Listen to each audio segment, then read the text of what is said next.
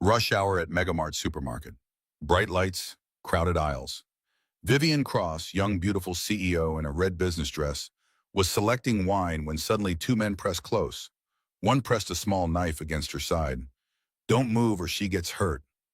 Customers panicked. Some screamed. Security hadn't reacted yet. At the nearby aisle, Noah Cole, 35, single dad, quietly squeezed his 8-year-old daughter Lily's hand. He twisted the red cord bracelet on his wrist, his voice cutting calmly through the chaos. "You just picked the wrong father and daughter to threaten." The entire supermarket went silent. Vivian turned, eyes wide with shock. Noah Cole lived in the spaces between other people's notice. At 35, he was IT support by day and night security guard 3 evenings a week. Single dad to Lily since his wife died in a car accident 2 years ago. Every dollar counted, every shift mattered, every moment with his daughter was precious. Tonight's Megamart trip was carefully budgeted. Lily sat in the shopping cart, swinging her legs, clutching a piece of paper covered in crooked blue handwriting. Milk, bread, small bear. The bear was underlined 3 times. Her reward for straight A's. The red cord bracelet around Noah's wrist was Lily's creation, braided from yarn during one of his panic attacks after Sarah's funeral.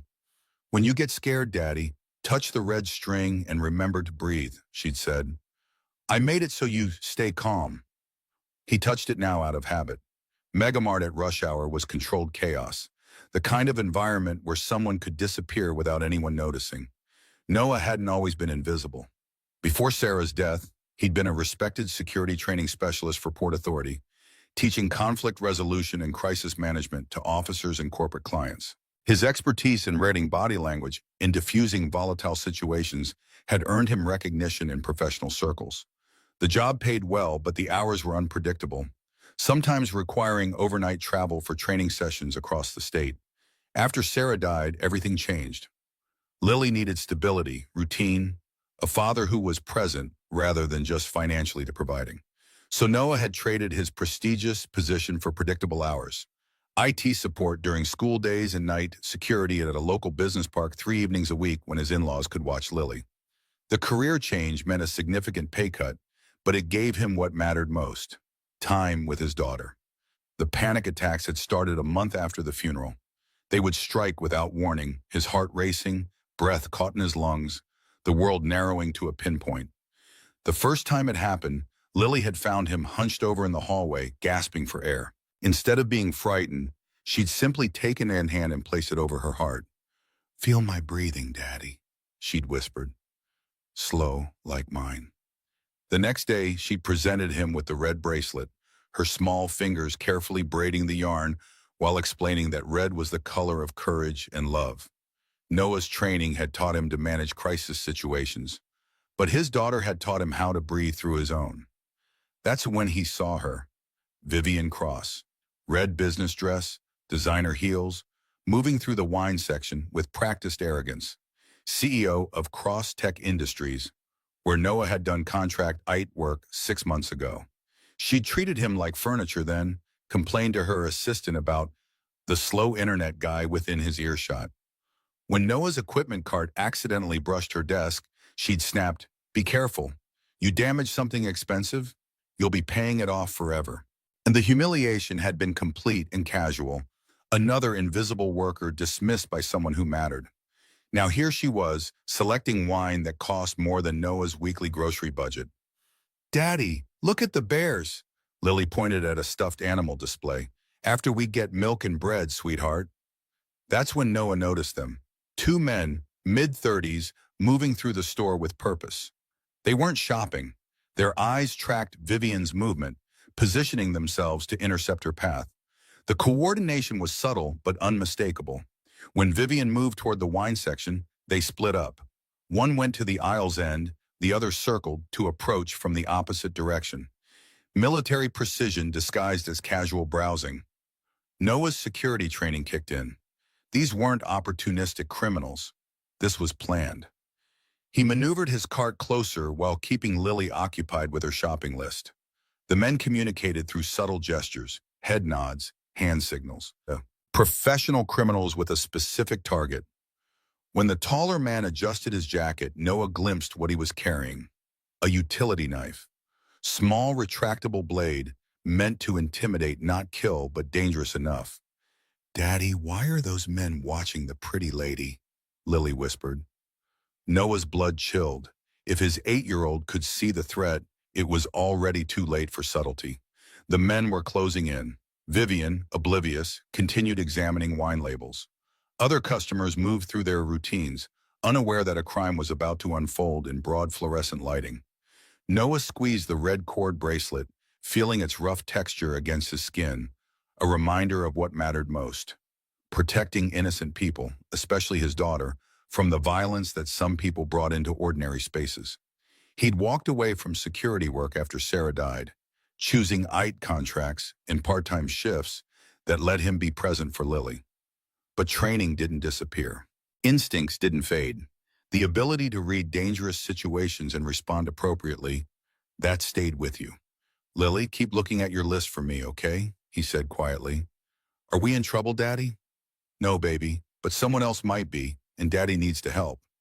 She nodded solemnly, the way children do when they sense adult seriousness without understanding its full weight.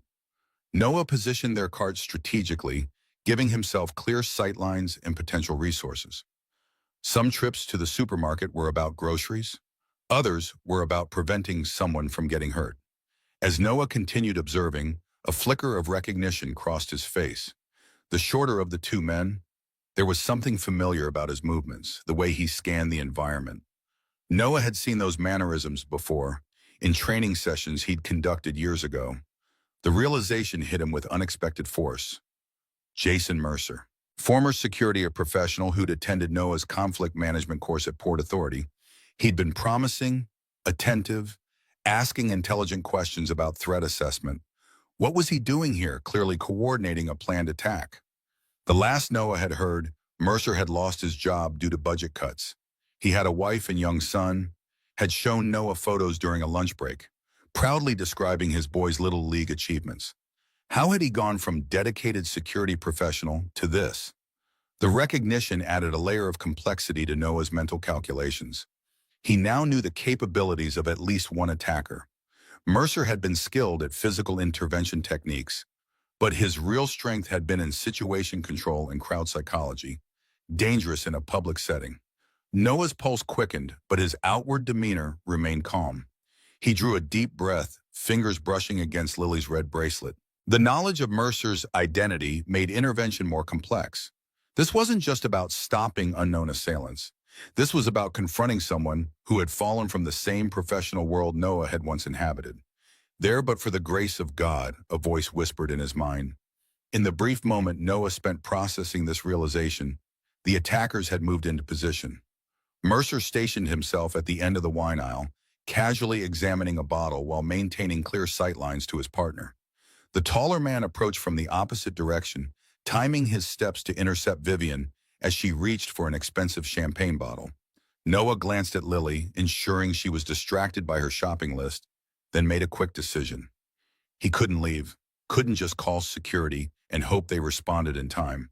Not when he recognized the precision in the attackers' movements, the practiced coordination that suggested they'd done this before. Not when his 88-year-old daughter might witness violence if things escalated.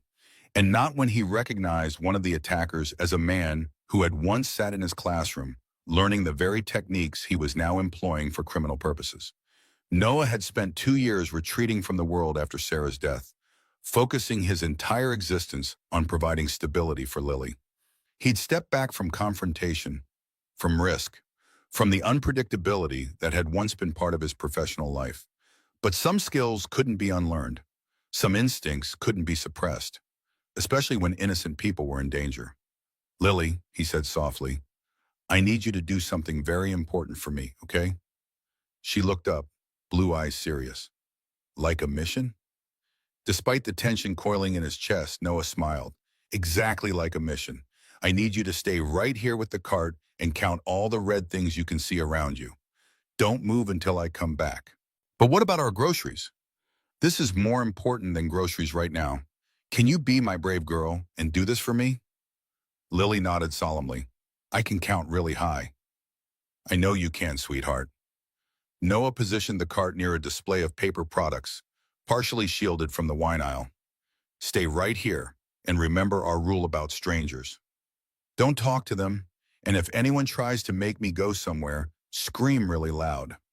That's my smart girl. Noah straightened, took a deep breath, and moved toward the wine section. Years of training had taught him to read environments for resources and threats. The supermarket offered both in abundance: glass bottles that could shatter, slick floors that could cause falls, narrow aisles that limited movement but also created choke points, civilian bystanders who could become collateral damage. He approached from an angle that allowed him to maintain visual contact with both Lily and the developing situation. The timing would be critical. Too early, and he might escalate a situation that could still be diffused. Too late, and Vivian Cross might be injured or worse.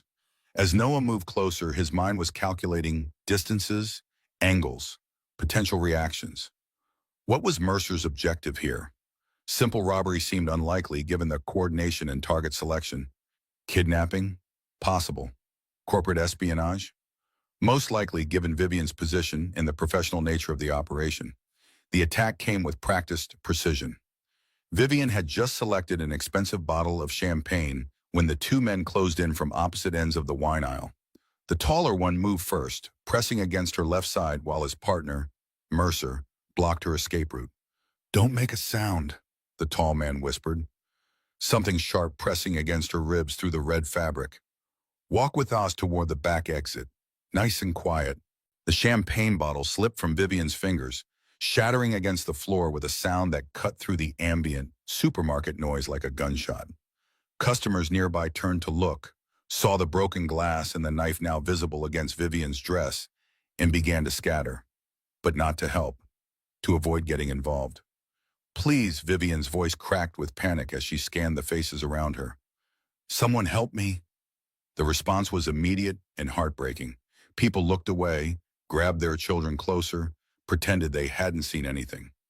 One woman with a full cart actually laughed. "Looks like the rich lady's having problems. Maybe if she wasn't so high and mighty all the time, someone might actually care." Another customer nodded. "I recognize her from the news. Crosstech CEO, always talking about cutting costs and laying people off." The humiliation stung almost as much as the fear. Vivian had spent years cultivating an image of power and control. Now she was reduced to begging strangers for help while they debated whether she deserved it. Meanwhile, Noah was calculating. The supermarket's layout favored the attackers. The wine section connected to a service corridor that led to the loading docks, perfect for extraction. The narrow aisles limited response options. Security cameras had blind spots near the service areas. But the criminals had made tactical errors too.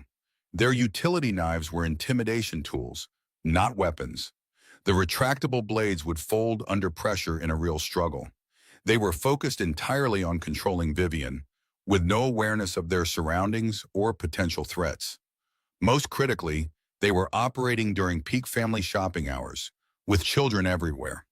Professional criminals should have avoided the collateral complications. Noah quietly repositioned himself while keeping visual contact with Lily, who was diligently counting red objects from her stationary position by the paper towels.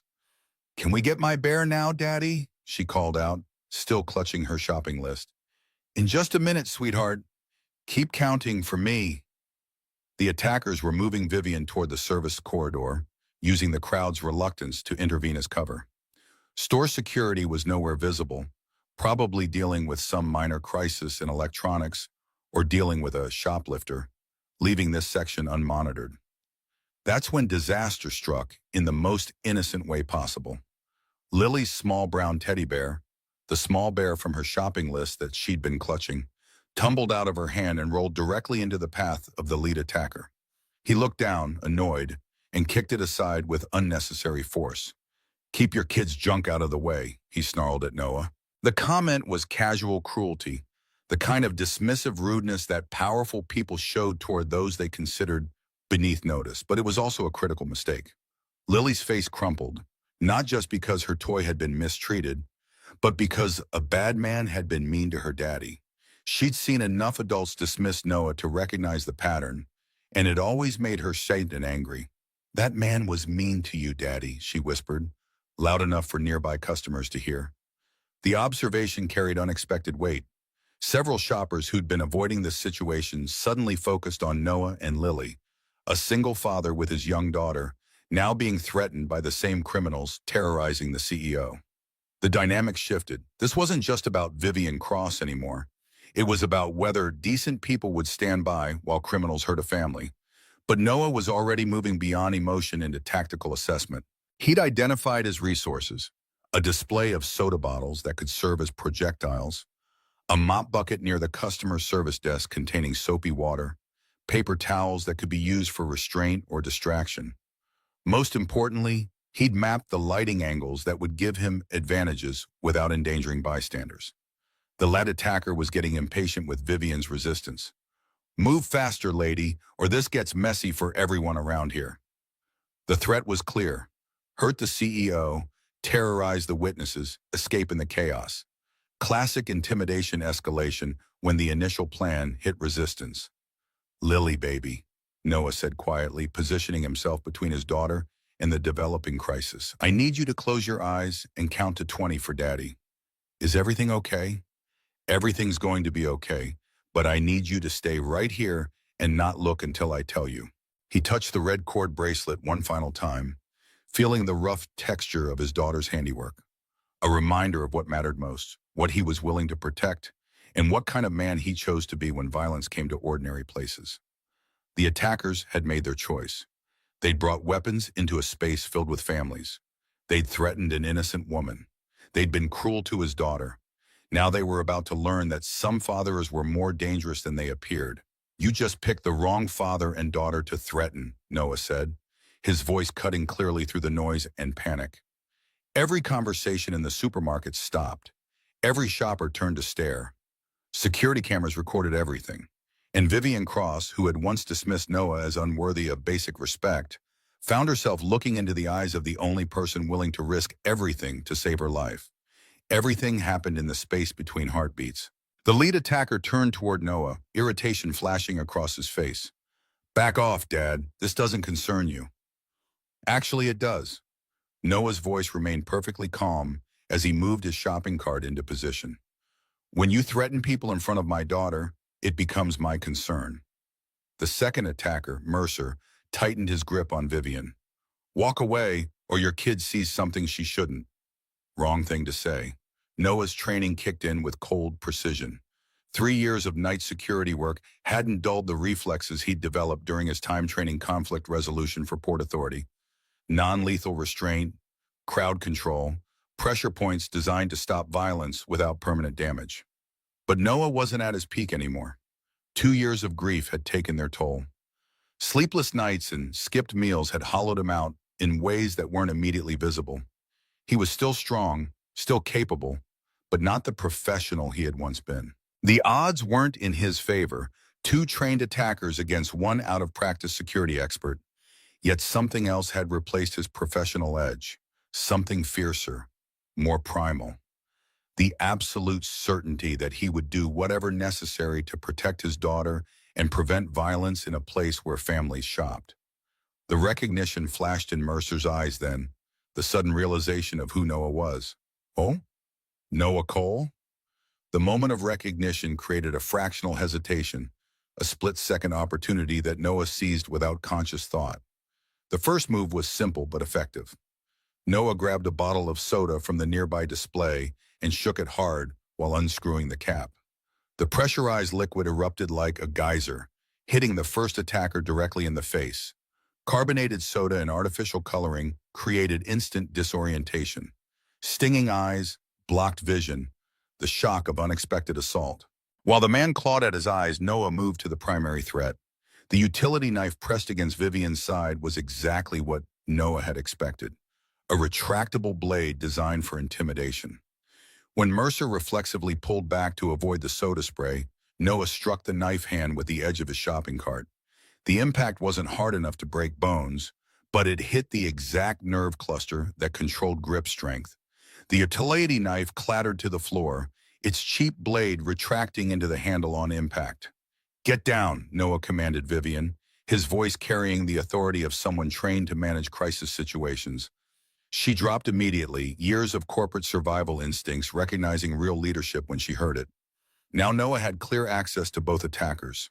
The first man was still blinded by soda, stumbling toward the paper towel display. Noah grabbed a handful of the rough brown towels and wrapped them quickly around the man's wrist, creating makeshift restraints, not permanent, but effective enough to control him for the 60 seconds this would take. Mercer, now disarmed but still dangerous, lunged forward with his fist. Noah sidestepped and used the man's momentum against him. A simple redirect learned from years of dealing with drunk and aggressive people during his security shifts. But this time something went wrong. Noah's foot slipped in the spilled soda, throwing off his balance just enough that Mercer's punch connected with his ribs instead of passing harmlessly pumping.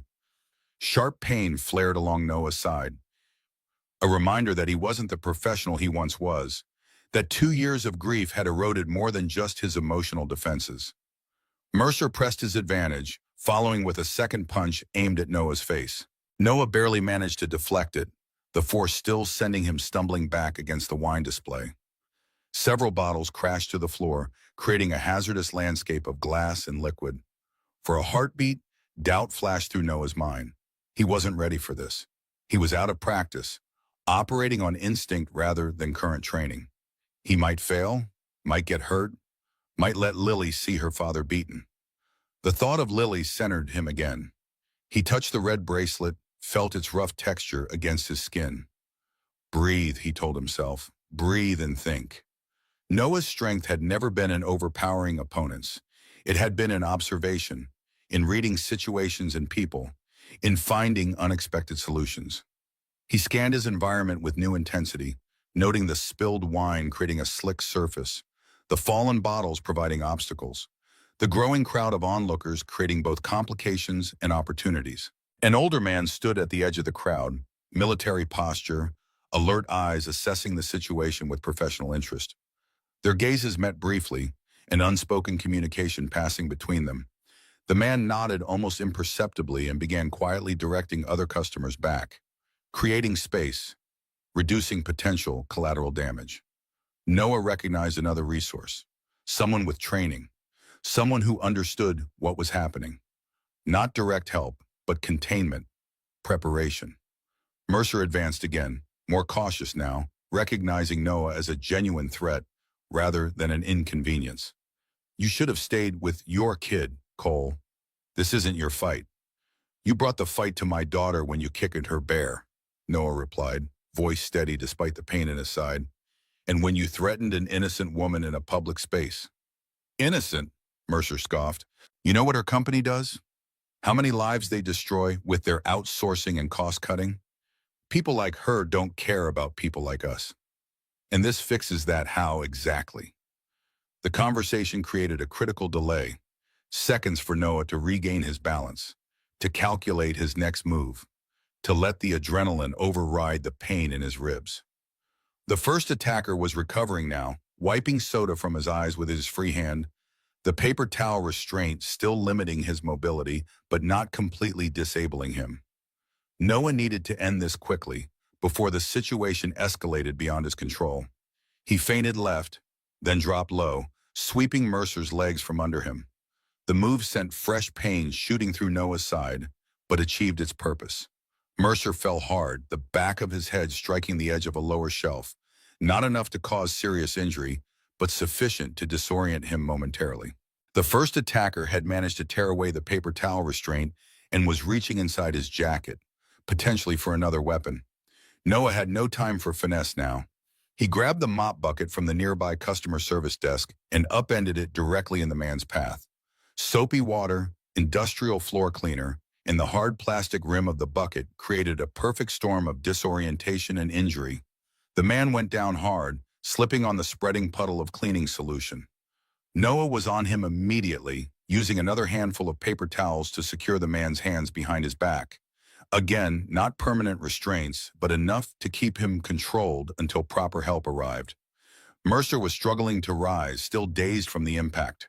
Noah turned to face him, calculating the risk of approaching versus maintaining distance. The decision was made for him when the older man from the crowd stepped forward, placing a firm boot on Mercer's chest. Stay down, son, the man said calmly with the unmistakable authority of military command. You've made enough bad choices today. Mercer looked up, assessed the newcomer, and wisely decided to remain still. Total elapsed time, 43 seconds. Two attackers neutralized using nothing but supermarket supplies and techniques designed to stop violence rather than escalate it. The store had gone completely silent. Every customer, every employee, every security camera was focused on the single father who had just dismantled a kidnapping attempt using soda bottles and paper towels. Lily peeked around the shopping cart, her eyes wide. "Daddy, did you win?" Noah felt the adrenaline beginning to fade, the pain in his ribs making itself known with greater intensity. He managed a smile for his daughter. "We all won, sweetheart. The bad men can't hurt anyone now." That's when the security guards finally arrived, followed immediately by police sirens wailing in the parking lot. Noah knelt beside Vivian, who was still crouched behind the wine display, shaking. "Are you hurt?" he asked gently. She shook her head, unable to speak.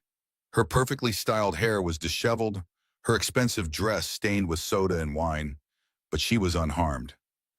"Sir," one of the police officers approached Noah. "We're going to need a statement about what happened here." Noah reached into his pocket and pulled out his phone, scrolling through the photos he'd taken earlier. "I documented their suspicious behavior starting about 10 minutes ago. Coordinated movement, targeting behavior, weapons assessment. I have timestamps and clear images of both suspects." The officer stared. "You were gathering evidence before the attack even started?" "Security training, old habits." Noah handed over his phone. "You'll also want to check the store cameras. I positioned myself to make sure everything was captured clearly." A murmur rippled through the crowd of onlookers. This wasn't just a lucky intervention by a concerned citizen. This was professional-level threat assessment and response. Vivian slowly stood up, using the wine rack for support. She looked at Noah with an expression somewhere between gratitude and disbelief. "I know you," she said quietly. "You worked at Cross Tech. IT support." "Contract work, 6 months ago," Noah confirmed, wincing slightly as he straightened, one arm wrapped protectively around his ribs. The recognition was dawning on her face, along with something that might have been shame. "I remember. I wasn't very kind to you." Noah shrugged, immediately regretting the movement as pain flared along his side. "You were having a bad day. Everyone has bad days." But the crowd around them was recording everything, and several people had clearly recognized both Noah and Vivian. The story was already being uploaded to social media. The CEO who dismissed the IT contractor, saved by that same man when her life was in danger. "Why the memory?" Vivian asked, after the police had taken preliminary statements and paramedics were checking both Noah and the subdued attackers. "After how I treated you, why would you help me?" Noah looked over at Lily, who was carefully coloring on her shopping list and again, adding decorative stars around the words "Small Bear" with her blue crayon. "Because that's what you do when someone needs help. And because I want my daughter to grow up in a world where people protect each other, even when it's inconvenient or dangerous." The police finished securing the two attackers, both of whom were conscious but thoroughly subdued. The older man who had helped Noah approached, introducing himself as Frank Donovan, retired Marine Corps. "Good work, son," he said, shaking Noah's hand. "Haven't seen civilian intervention like that since I left the service. You've had training." "Some," Noah admitted. "Not as current as I should be." "Current enough." Frank nodded toward the attackers being led away. "You handled that better than most would have, especially protecting the civilians and minimizing damage." The investigation would later reveal that Mercer and his partner were hired professionals, paid to kidnap Vivian as part of a corporate espionage scheme involving Cross Tech's latest technology patents. But all of that would come later. Right now, in this moment, a supermarket full of witnesses had just watched an invisible single father become a hero, using nothing but everyday items and the quiet courage that came from loving someone more than you feared getting hurt. "Daddy," Lily said, holding up her shopping list, "I added something." Below Small Bear, in careful blue letters, she'd written, "Daddy is brave." Noah's eyes filled with tears as he read it. Some lessons about courage came from textbooks. Others came from watching your father stand up for strangers in the soda aisle of a supermarket. The paramedic finishing her examination of Noah's ribs noticed the exchange. Your daughter's right, she said quietly. What you did was incredibly brave, incredibly foolish too, but brave. Are you going to need x-rays, sir? Her partner asked, indicating Noah's ribs. Noah shook his head. Just bruised, I think. I've had worse. At least let us wrap them for you. As the paramedics applied a supportive bandage around Noah's midsection, Vivian approached again. She'd been giving her statement to the police, and the shock was beginning to wear off, replaced by something more complex, a mixture of gratitude and uncertainty. The officers say I owe you my life, she said. They think these men were planning to use me to access proprietary technology at Crosstech. She hesitated, clearly uncomfortable with vulnerability. I'm not good at this sort of thing, but thank you. Noah nodded, accepting her thanks without making it more difficult for her. How did you know? She asked.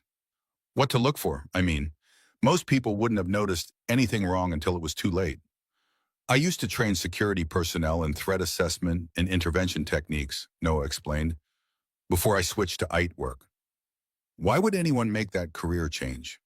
The question wasn't asked unkindly, just with genuine curiosity. Noah looked over at Lily, now happily examining her recovered teddy bear for damage. My wife died 2 years ago. Car accident. Lily needed stability more than we needed the extra income from my security work. I ate contracts, let me be home when she gets out of school, and my night security shifts are only when my in-laws can watch her. Understanding dawned on Vivian's face. You gave up your career for your daughter. I changed careers for my daughter, Noah corrected gently. It's not the same thing. Before Vivian could respond, a flurry of activity at the store entrance announced the arrival of more police, along with what appeared to be corporate security personnel in suits. Ms. Cross, one of the suited men, approached urgently. Are you all right? The board has been notified of the incident, and they're extremely concerned. I'm fine, Thomas, thanks to Mr. Cole here. Vivian gestured toward Noah. He intervened when no one else would. Thomas gave Noah a cursory glance, the kind of assessment that categorized and dismissed someone in the same moment. Yes, well, we'll make sure he receives an appropriate thank you. Right now, we need to get you somewhere secure. The media is already gathering outside. The supermarket manager approached, looking both concerned and calculating, aware that her store was about to receive an unprecedented amount of publicity. Mr. Cole, is there anything we can do for you and your daughter? Perhaps complimentary groceries for your trouble? Noah shook his head. We just need to finish our shopping list. Milk, bread, and he smiled at Lily, one small bear. Of course. Please allow me to personally assist you. As the manager led Noah and Lily toward the dairy section, Vivian called after them. Mr. Cole, Noah, I'm sure we'll speak again soon. Crosstech owes you a considerable debt. Noah nodded politely but said nothing. He had no expectation of further interaction with Vivian Cross or her company. The gulf between their worlds was too wide, the encounter merely a momentary intersection of two very different lives. By tomorrow, she would be back in her executive suite, and he would be troubleshooting printer connections in office cubicles. Some distances couldn't be bridged by a single act of courage, no matter how dramatic. Frank Donovan, the retired Marine, fell into step beside Noah as they walked. Got a minute, son? Looks like I'm being escorted on a VIP shopping trip, Noah replied with a wry smile, gesturing to the hovering manager. You handled yourself well back there, but you're favoring your left side. Ribs? Noah nodded. Nothing serious. Still might put you out of commission for a few days. You mentioned night security work? 3 evenings a week. Why? Frank handed Noah a business card. I run a security consulting firm, nothing fancy, mostly training for corporate clients, some risk assessment, always looking for people who can actually handle themselves in real situations, not just talk about theory. Give me a call when those ribs heal up. Might have some flexible work that pays better than night shifts. Noah took the card, surprised. I appreciate it, but my schedule's pretty tight with Lily. Family comes first, Frank agreed. That's why all my contractors set their own hours. Think about it. World needs more men like you teaching others how to handle themselves. With that, the older man nodded respectfully and walked away, leaving Noah holding the business card and feeling as though the ground had shifted beneath his feet. "Daddy, can we get ice cream too?" Lily asked, oblivious to the significant exchange that had just occurred. "Since you were a superhero today?" Noah tucked the card into his pocket and smiled at his daughter. "I think that can be arranged, sweetheart." By the time they finished their shopping, the media presence outside the store had grown considerably. Noah guided Lily toward the side exit, hoping to avoid the cameras. The last thing he wanted was his daughter's face splashed across the evening news. But as they loaded their groceries into their modest sedan, a reporter spotted them. Sir, are you the man who stopped the attack on Vivian Cross?" Noah placed himself between the approaching reporter and Lily. "No comment, please. My daughter's had enough excitement for one day." "The video's already going viral," the reporter persisted. "People are calling you the grocery store hero. Can you just tell us what made you step in when everyone else backed away?"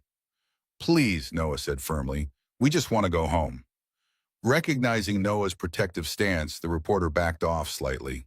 "Of course, but people will want to know your story. Would you consider an interview later on your terms?" "Maybe, not today." As Noah drove home, Lily fell asleep in her car seat, clutching her new teddy bear. The events of the day had exhausted her, the excitement giving way to the deep, unburdened sleep that only children seem capable of achieving. Noah's ribs throbbed with each breath, a painful reminder of how close he'd come to failure. He wasn't as young as he used to be, wasn't as fast or as strong. If Frank hadn't stepped in to help with Mercer, if the attackers had been armed with real weapons instead of utility knives, if they'd been more prepared for resistance, the outcome could have been very different. Yet despite the pain and the what-ifs circling in his mind, Noah felt something he hadn't experienced in the 2 years since Sarah's death, a sense of purpose beyond mere survival.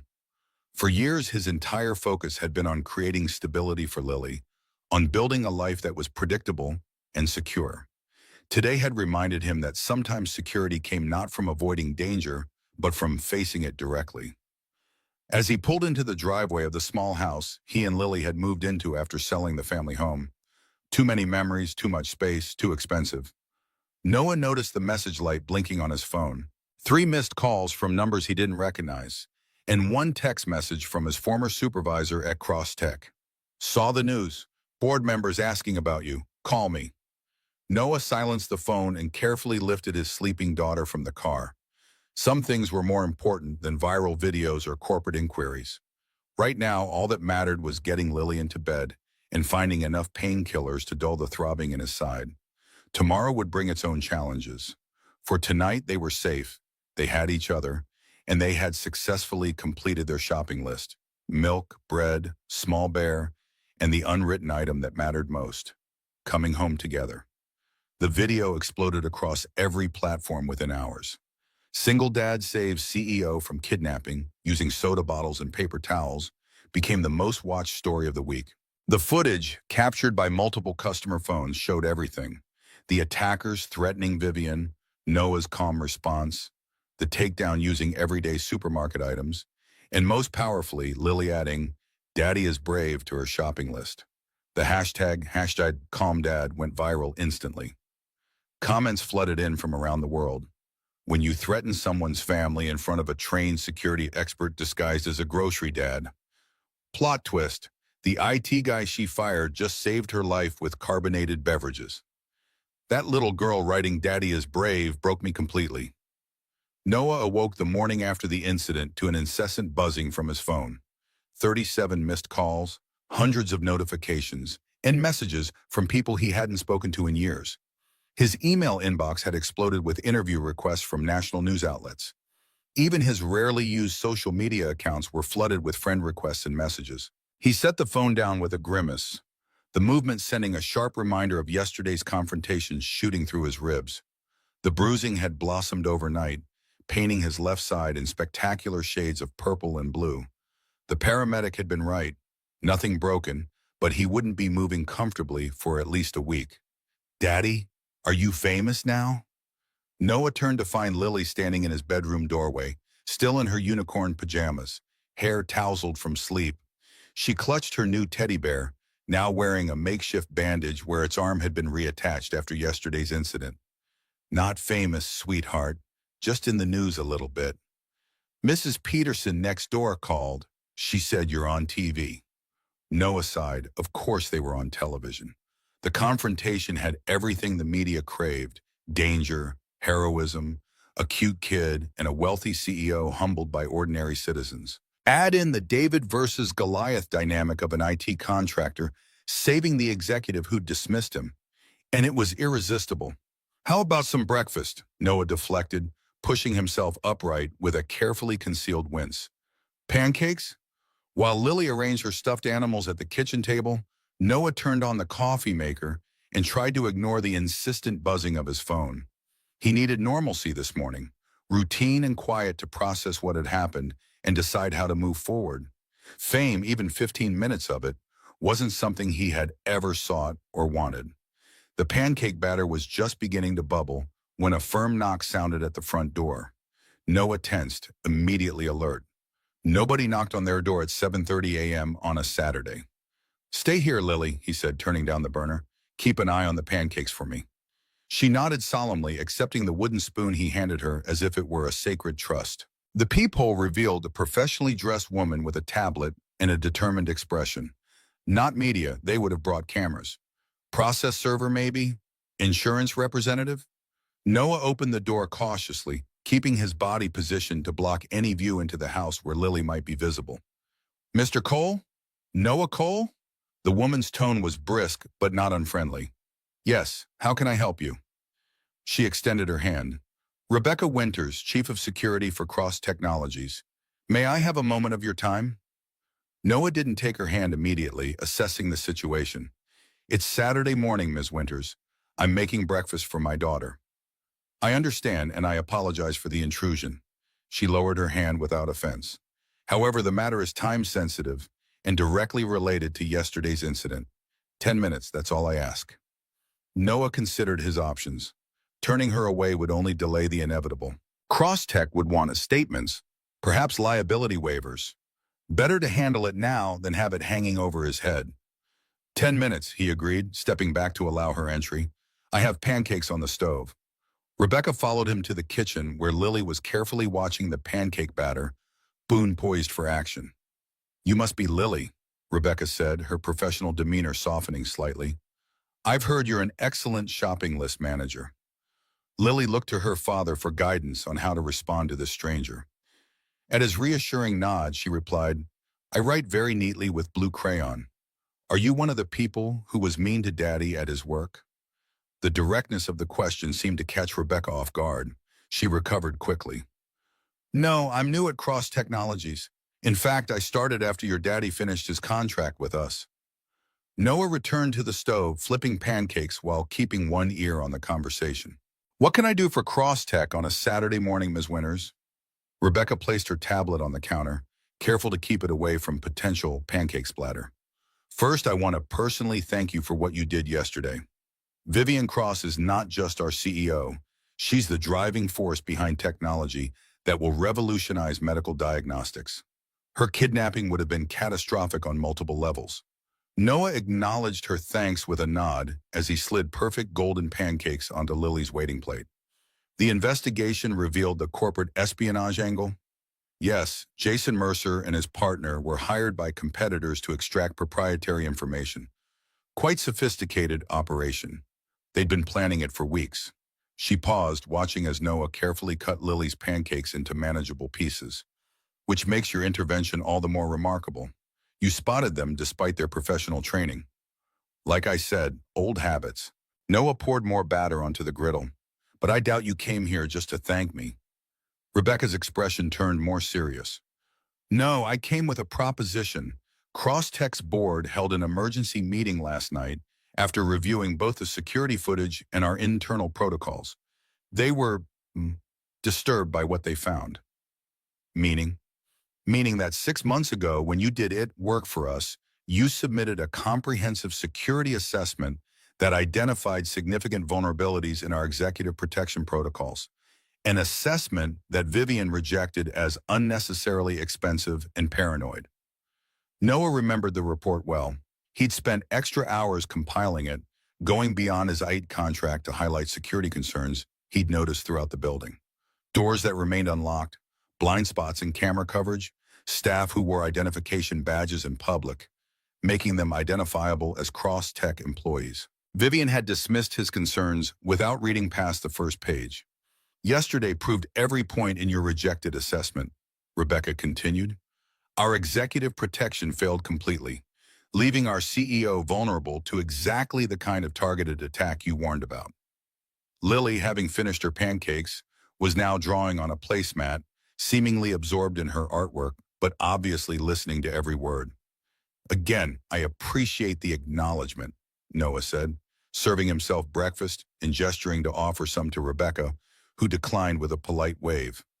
But I'm still not seeing why this required a Saturday morning house call. Rebecca straightened, shifting into what Noah recognized as a prepared pitch.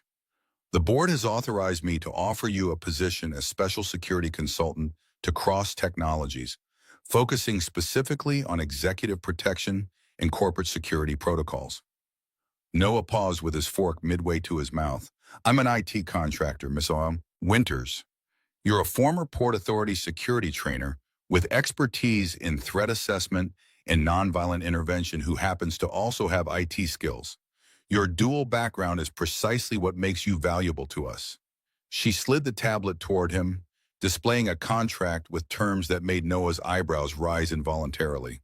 The salary was nearly triple his current combined income from IT work and night security shifts. This is generous, he admitted, scanning the key points. But also impossible. I'm a single parent.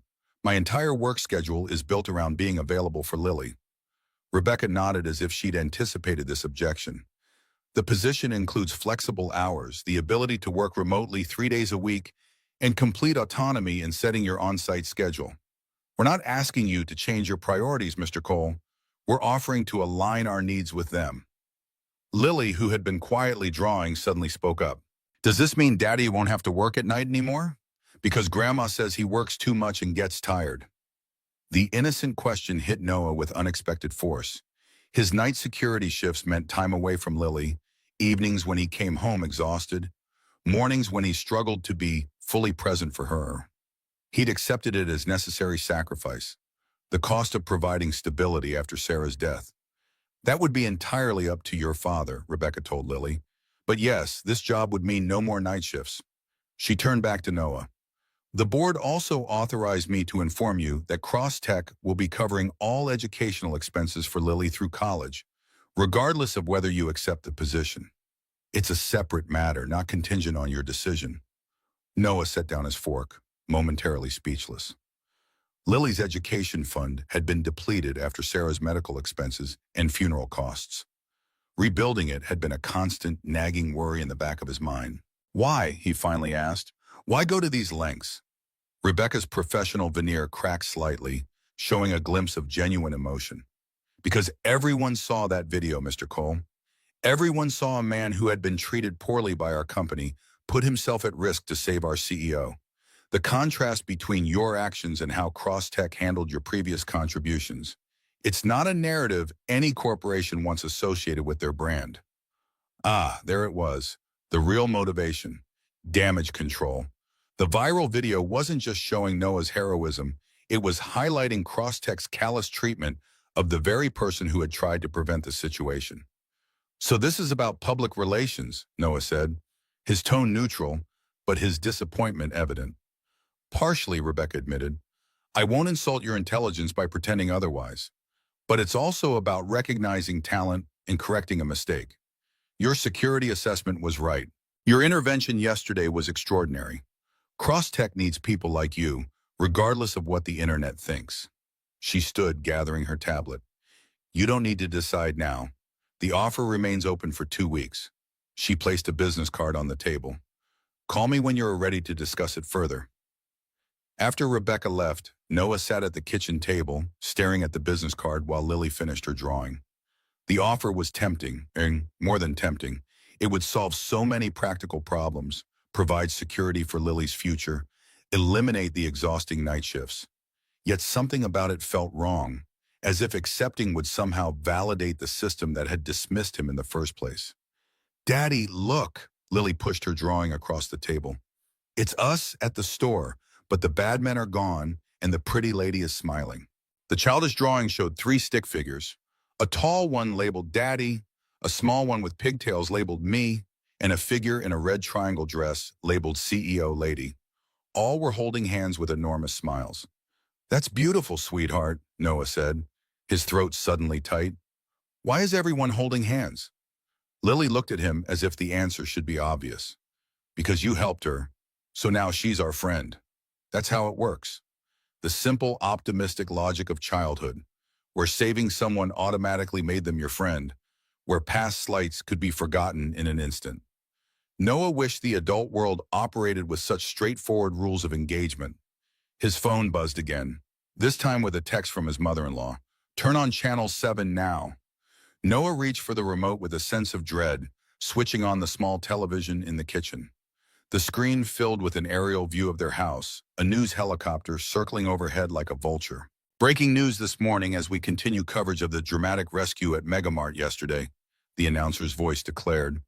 "We're live outside the home of Noah Cole, the heroic father who saved tech CEO Vivian Cross from armed kidnappers using only household items found in the supermarket." "Daddy, our house is on TV," Lily exclaimed, both excited and confused. The camera cut to a reporter standing at the end of their driveway, where a small crowd of journalists and curious onlookers had already gathered. "Sources tell us that Cole, a former security specialist who now works in IT support, had previously warned Cross Technologies about security vulnerabilities that left their CEO exposed to exactly this kind of attack. His warnings were reportedly ignored by the company that later hired him as a contractor." Noah switched off the television, his mind racing.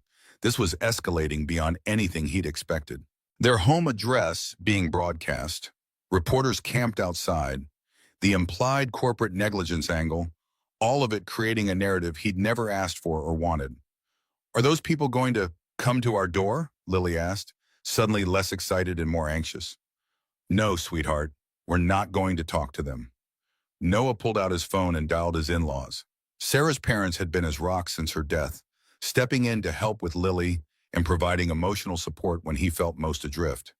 "Hey, Barbara, it's me. You've seen the news?"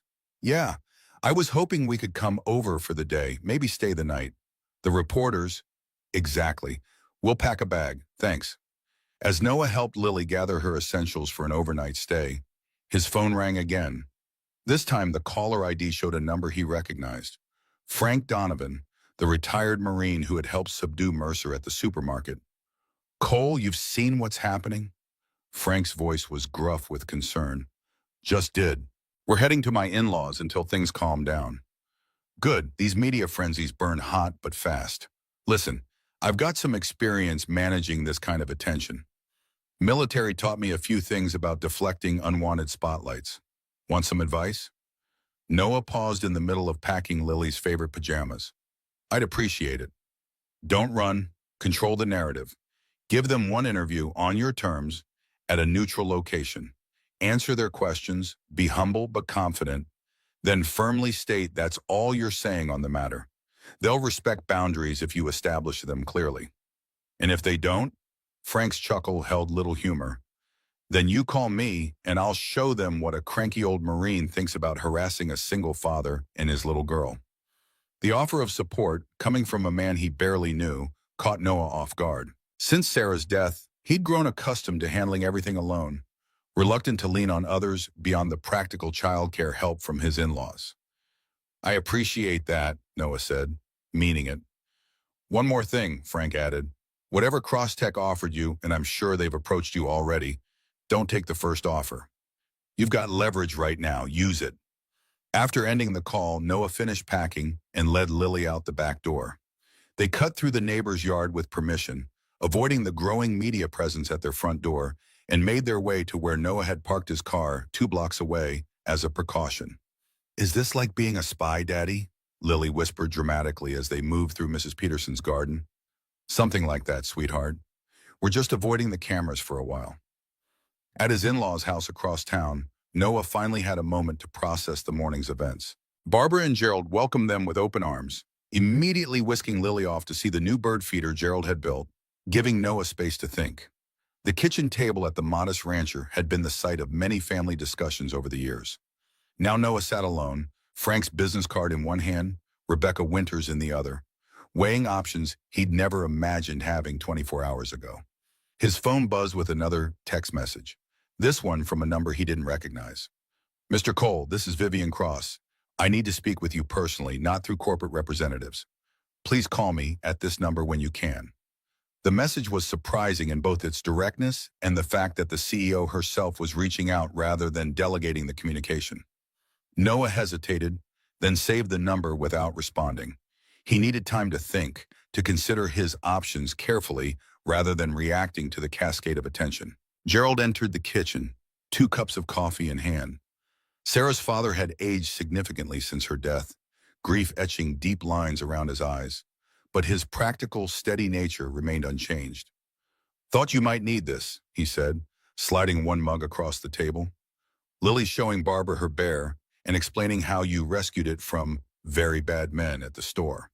Quite the storyteller, our girl. Noah accepted the coffee gratefully.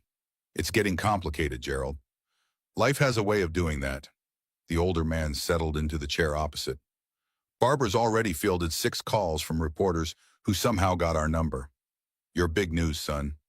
Not by choice. Rarely is. Gerald studied him thoughtfully. You know, when Sarah died, you withdrew from everything except Lily and work.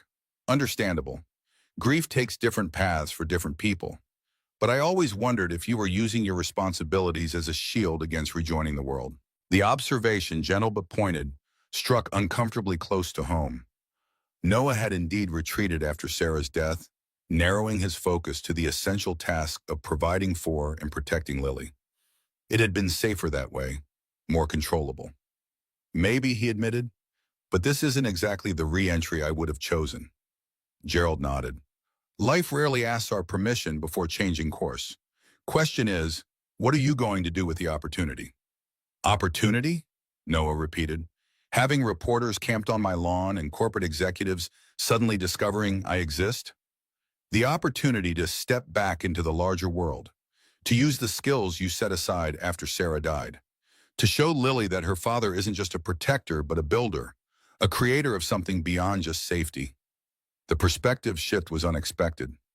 Noah had been viewing the attention as an intrusion, a problem to be managed and then escaped. Gerald was suggesting it might be something else entirely, a doorway rather than an obstacle. Before Noah could formulate a response, his phone rang again. This time the display showed his night security supervisor's number. Dave, hey, Noah answered, already anticipating the conversation. Cole, saw you on the news. Impressive work. Dave's voice held genuine admiration. Listen, hate to add to what I'm sure is a crazy day, but I need to know if you're going to make your shifts next week. Got calls from 3 networks wanting to set up interviews at the business park during your patrol. Can't have that kind of disruption. Noah closed his eyes briefly. Of course the media would track down his workplace. Of course they would try to film him doing his security rounds. The night shift that had been a stable, reliable part of his carefully constructed life was now compromised. I understand, he said. Let me think about it and get back to you tonight. Sure thing. And Cole, whatever you decide, you've got a job here as long as you want it. Not everyone would have done what you did. The conversation left Noah feeling both grateful for Dave's support and increasingly cornered by circumstances beyond his control. His carefully constructed life, the balanced schedule, the manageable routine, the spaces where he could function without drawing attention, was unraveling around him. Gerald, who had been listening to Noah's side of the conversation, pushed a notepad across the table. Make a list, all the options, all the concerns, all the possibilities. Your mother-in-law swears by it. The suggestion was so practical, so characteristic of Gerald's approach to life, that Noah found himself smiling despite everything. Sarah had inherited that same methodical problem-solving from her father. She would have had a spreadsheet created already, with color-coded categories and weighted decision factors. Sarah would know exactly what to do, Noah said quietly. Gerald's expression softened. Maybe, or maybe she'd be just as overwhelmed. What I do know is that she'd want you and Lily to thrive, not just survive. She'd want you to use every talent you have, not just the ones that fit neatly into a safe routine. As Noah began jotting down his options, Lily burst into the kitchen, Barbara following behind with an apologetic expression. Daddy, Grandma let me watch TV, and you're on it again. They're showing the video where you made the bad men fall down with soda. Noah set down his pen, accepting Lily onto his lap despite the protest from his bruised ribs. Are they? And what did you think about that? It looks scary, she admitted, but you weren't scared at all. Noah exchanged a glance with Gerald, who raised an eyebrow in silent challenge. How much truth did a child need? How much should be carefully filtered? Actually, I was scared, Noah told his daughter. Being brave doesn't mean not feeling scared. It means doing what's right, even when you are scared. Lily considered this, her small brow furrowed in concentration. Like when I got the shot at the doctor's office, and I was scared, but I did it anyway. Exactly like that. Were you scared when Mommy died? The question came without warning, as children's questions often did, cutting straight to the heart of matters adults carefully circled. Noah felt Gerald and Barbara both watching him, waiting to see how he would navigate this moment. Since Sarah's death, he and Lily had spoken of her often, keeping her memory alive through stories and photographs. But they rarely discussed the raw emotions of that time. I was terrified, Noah admitted, holding his daughter close. More scared than I've ever been in my life. I was scared about taking care of you alone. Scared about how much it hurt to lose Mommy. Scared about what our life would look like without her. But you did it anyway, Lily said, making the connection herself. You were brave like at the store. I tried to be. Sometimes I wasn't very good at it. Sometimes I'm still not. Lily wrapped her arms around his neck, a gesture of comfort that nearly undid him. It's okay, Daddy. We can practice being brave together. Over Lily's shoulder, Noah saw Barbara wiping away a tear while Gerald nodded with quiet approval. The simple wisdom of children. That courage was a skill to be practiced, not an inborn trait some possessed and others lacked. That fear and bravery could coexist. That sometimes the most courageous acts happen not in supermarket confrontations, but in ordinary moments of grief and growth. That sounds like an excellent plan, sweetheart, Noah agreed, his voice rough with emotion. The rest of the day passed in the comforting routine of family time. Lunch in the backyard, Lily helping Gerald with his garden, Barbara showing Noah the scrapbook of news clippings she'd already begun collecting about his heroic adventure, as she called it. The normalcy was both soothing and slightly surreal, given the media circus likely still camped outside their home. By evening, Noah had made his decision. He called Dave and resigned from his night security position, explaining that the circumstances made it impossible to continue. Dave understood, even offering to keep the position open for a few months in case things changed. Next, Noah called Frank Donovan, accepting his offer of guidance through the media attention. Smart move, Frank approved. I'll set up one interview, controlled environment, limited time. They get their story. You set your boundaries. Everyone moves on. Thank you, Noah said, genuinely grateful. For the help at the store and for this. Marines look out for each other, even the almost Marines, Frank replied, referring to Noah's near enlistment years ago before a minor medical issue had disqualified him. Besides, what you did took guts. World needs more of that, not less. After putting Lily to bed in his old room at the in-laws, Noah finally steeled himself to return Vivian Cross's call. It was nearly 9 o'clock, possibly too late for a business call, but his intuition suggested this wasn't strictly business. She answered on the second ring, her voice crisp and alert. Mr. Cole, thank you for calling back. Ms. Cross, you wanted to speak with me?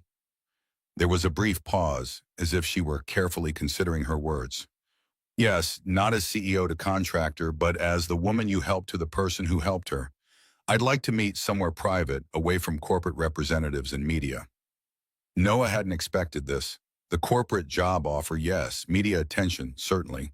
But a personal meeting with the CEO whose dismissive treatment had been broadcast alongside his heroic intervention? That was unexpected. May I ask why? He inquired, keeping his tone neutral. Another pause. Because what happened yesterday wasn't just a security incident to me. It was deeply personal. And your intervention was equally personal. I need to understand why you did it, especially given our previous interaction. The vulnerability in her voice was surprising. Vivian Cross, by reputation and Noah's brief experience, was not someone who admitted to needing anything, especially understanding. All right, he agreed, but I'm staying with family right now, avoiding the media attention, and my daughter is my priority. Of course, with tomorrow evening work, I can come to you wherever is convenient. No assistance, no corporate security, just me. They arranged to meet at a small coffee shop near his in-laws' house, a place unlikely to attract attention from either the media or corporate observers. After ending the call, Noah sat on the back porch watching the stars and trying to make sense of how completely his life had changed in just 36 hours. The next morning brought a fresh wave of media coverage. The story had evolved overnight, with new angles emerging as journalists dug deeper into both Noah's background and Cross Technologies' security practices. Someone had leaked portions of Noah's rejected security assessment, creating a narrative of corporate negligence that was rapidly gaining traction. They're calling it the warning they ignored, Barbara reported, showing Noah the headline on her tablet over breakfast. This says your security report specifically mentioned executive vulnerability during public appearances and recommended protocols that would have prevented the kidnapping attempt. Noah sighed. The report was much broader than that, covering everything from building access to information security. Someone's cherry-picking to make a better story. Gerald joined them at the table, his expression troubled. They're also digging into your background, son. That reporter on Channel 4 mentioned Sarah's accident, said it was what made you change careers. They're framing it as a tragic backstory for the hero. The intrusion into his personal tragedy hit Noah like a physical blow. Sarah's death wasn't a narrative device or a character motivation in some drama. It was the shattering of his world, the loss of his partner, the moment that had forever changed Lily's childhood. To see it reduced to a plot point in the media's constructed narrative felt like a desecration. "Daddy, can we go home today?" Lily asked, oblivious to the adult's concern as she carefully arranged fruit shapes on her pancake. "I need to water my plants, and Bear needs his special blanket from my room."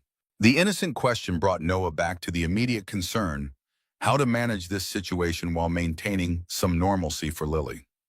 She couldn't stay isolated at her grandparents' house indefinitely, but returning home meant facing the media presence that had likely only grown since yesterday. Frank Donovan arrived mid-morning as promised, bringing with him a plan for handling the media attention. "I've arranged one interview, Diane Chen from National Morning. She's fair, professional, and won't sensationalize your story. The station has agreed to our terms. Neutral location, 30 minutes max, no questions about your daughter or your late wife, and a clear statement that this will be your only interview." "When?" Noah asked, impressed by the thoroughness of the arrangements. "Today at 3. After that, we issue a polite but firm statement that you're declining all other interview requests and asking for privacy as you and your daughter return to your normal routine. And if they don't respect that?" Frank's expression hardened slightly. "Then they deal with me, and I'm a lot less polite when people don't listen the first time." The interview, when it happened, was as professional as Frank had promised. Diane Chen asked thoughtful questions about Noah's security background, his assessment of the situation at Megamart, and his perspective on civilian intervention in potentially dangerous situations. She respected the boundaries regarding Lily and Sarah, focusing instead on the professional aspects of the incident. "Many people are calling you a hero," she said toward the end of their allotted time. "How do you respond to that characterization?" Noah considered the question carefully. "I think hero gets overused these days. I was someone with specific training who recognized a dangerous situation and had the skills to intervene safely. I'd hope anyone with similar capabilities would make the same choice." "But many wouldn't," Diane pressed gently. "Most people, even those with training, hesitate in crisis situations. What made you different?" The question cut closer to personal territory, but Noah sensed it was important to answer honestly. "My daughter was watching. Children learn by example more than instruction. I want Lily to grow up believing that when you have the capacity to help others, you have the responsibility to do so." As Frank had predicted, the single interview strategy worked remarkably well. Having obtained their official statement from the grocery store hero, most media outlets moved on to analyzing the corporate angle, Cross Technologies' security failures, the rejected assessment, The questions about executive arrogance creating unnecessary vulnerability. By evening, Noah and Lily were able to return home, finding only two persistent reporters still camped at the end of their driveway. Frank had arranged for a security service to monitor their property for the next few days, ensuring no trespassing or harassment occurred. "Thank you," Noah told Frank as they stood in the kitchen of his small house, finally returned to normal after the whirlwind of attention. "For everything." Frank waved away the gratitude. "Marines help Marines, even the almost ones. Besides, you remind me of my son. Same quiet strength, same core principles."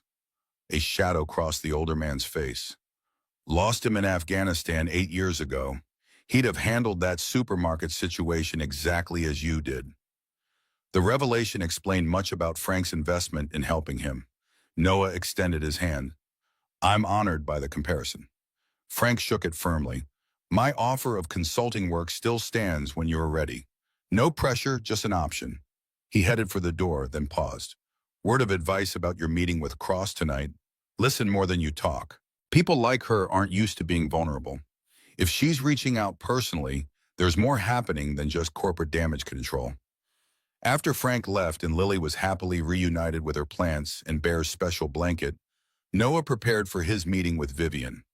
He chose casual but presentable clothing, jeans and a button-down shirt, deliberately avoiding anything that might suggest either deference or challenge. The coffee shop was quiet when he arrived, with only a few patrons scattered among the mismatched furniture. He selected a table in the back corner, positioned to see the entrance, while offering privacy from casual observation. Vivian Cross arrived exactly on time, dressed in a manner that surprised Noah. Gone were the power suits and intimidating heels.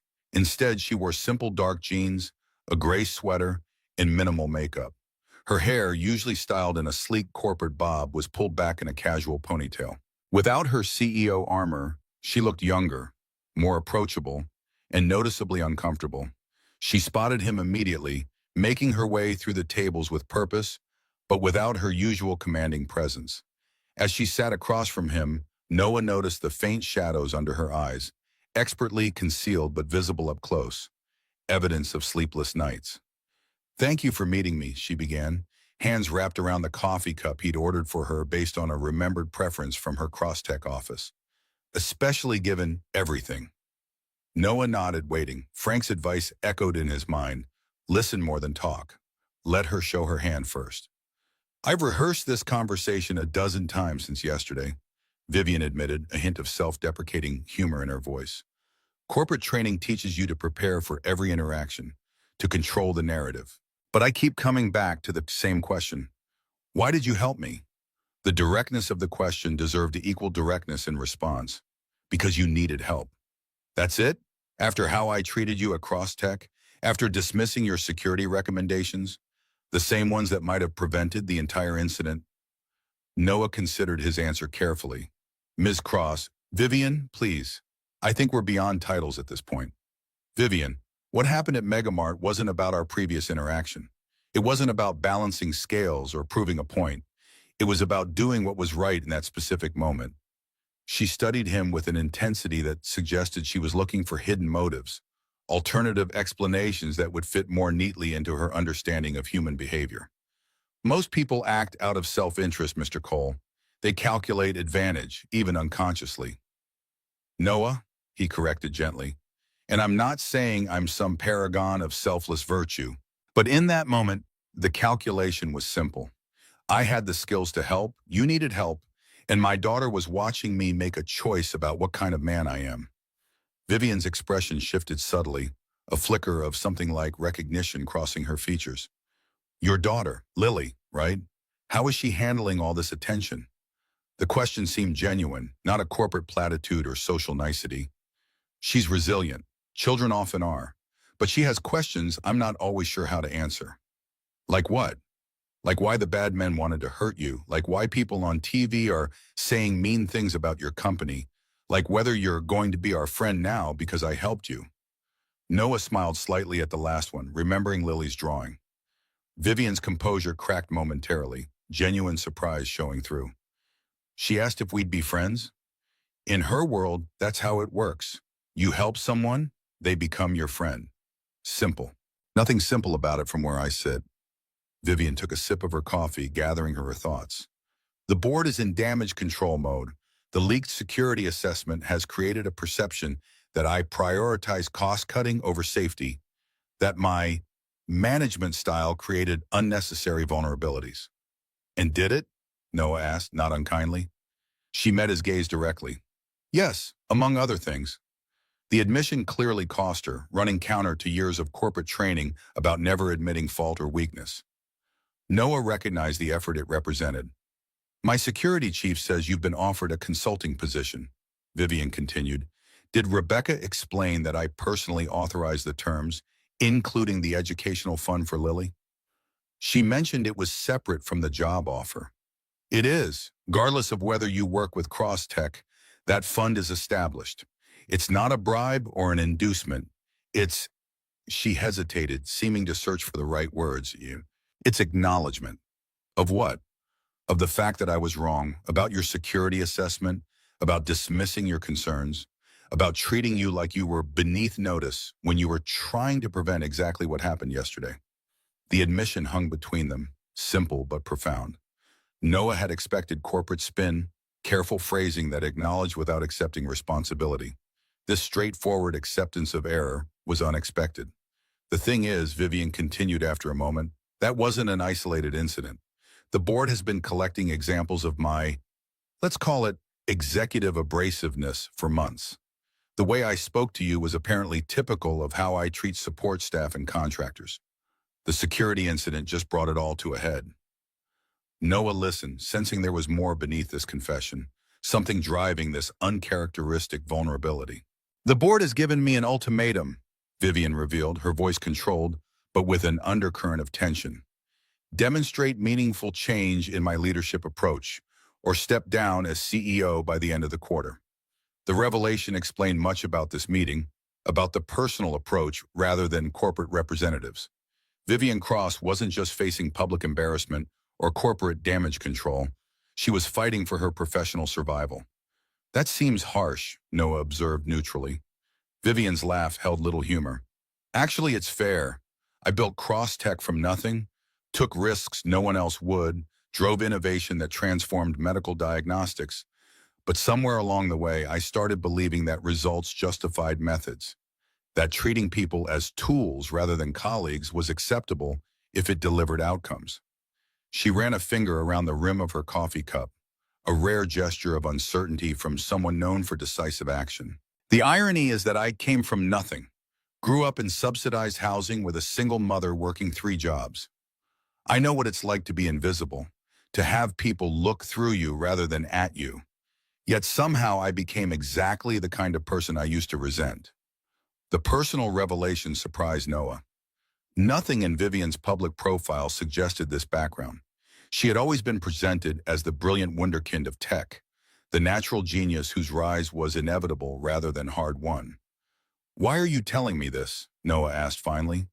Because I need your help again, Vivian admitted, not with physical safety this time, but with something more fundamental.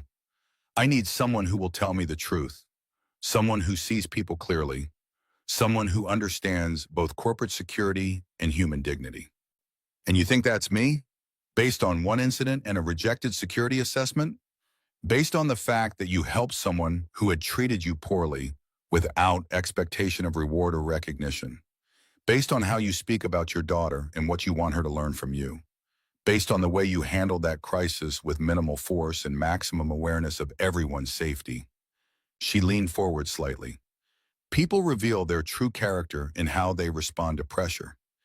You showed yours at Megamart. I showed mine by ignoring your warnings and treating you like you were disposable. Noah considered her words, remembering Gerald's suggestion that this situation might be an opportunity rather than just a disruption. What exactly are you asking me to do? Take the security consultant position, but with expanded scope. Yes, review and implement proper executive protection protocols, but also help me understand where my blind spots are, where my leadership style creates vulnerabilities rather than strengths. Be the person who tells me the truth when everyone else is too intimidated to speak up. It was a remarkable request from someone known for brooking no criticism.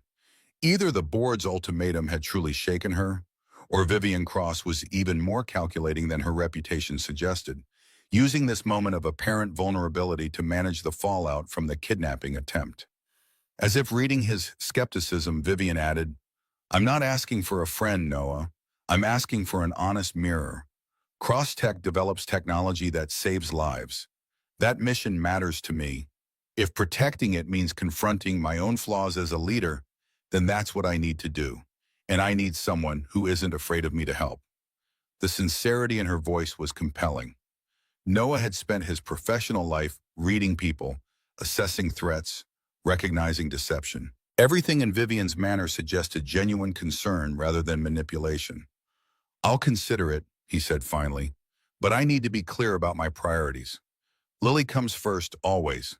My schedule has to accommodate her needs, not just cross-tech's." "Absolutely. The terms Rebecca outlined stand. Flexible hours, remote work options, complete autonomy in setting your on-site schedule.